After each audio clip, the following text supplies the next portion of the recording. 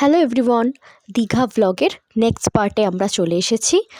আর এই যে সেই তখন দেখিয়েছিলাম যে দুপুরবেলা লাস্ট খাওয়া দাওয়া করার পর মানে চান টান করে, আর এখন একদম রিফ্রেশ ঘুম থেকে উঠে চলে এসেছি আমরা চা খেতে। তো এটা বাস স্ট্যান্ডের ওখানে এই দোকানটাতে দারুণ চা বানায়। চা ব্রেকের পর বসে অনেকক্ষণ ধরে ভাবা হচ্ছিল যে কোথায় যাওয়া হবে। তো যাওয়া হয়েছিল ঢেউসাগর। তো কোনোদিন যাইনি, ফার্স্ট টাইমই গেলাম ওখানে।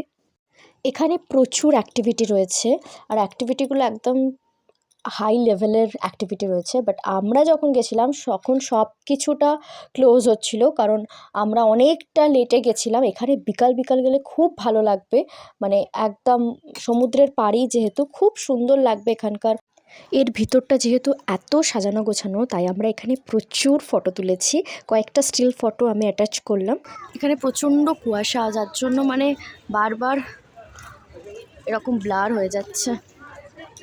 যেহেতু সামনে ক্রিসমাস, তো তার জন্য খুব সুন্দরভাবে চারিদিকে একদম মানে বড়দিনের মতো ভাইব আসছিল। আর দারুণ লাইটিং, সব থেকে বেস্ট হচ্ছে লাইটিং, দুর্ধর্ষ লাইটিং করা, তার জন্য প্রতিটা ফটো খুব সুন্দর আসছিল।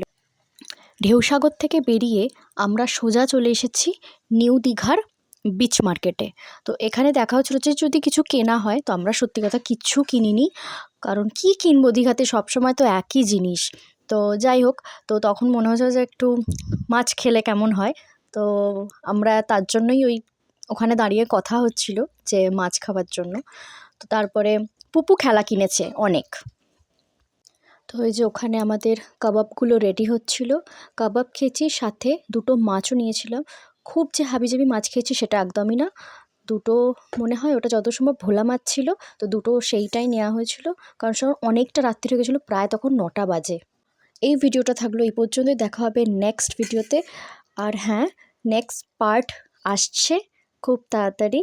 আর তোমরা ততদিন খুব ভালো থেকো, সুস্থ থেকো, সাবধানে থেকো। আজকের মতো এতটাই, টাটা।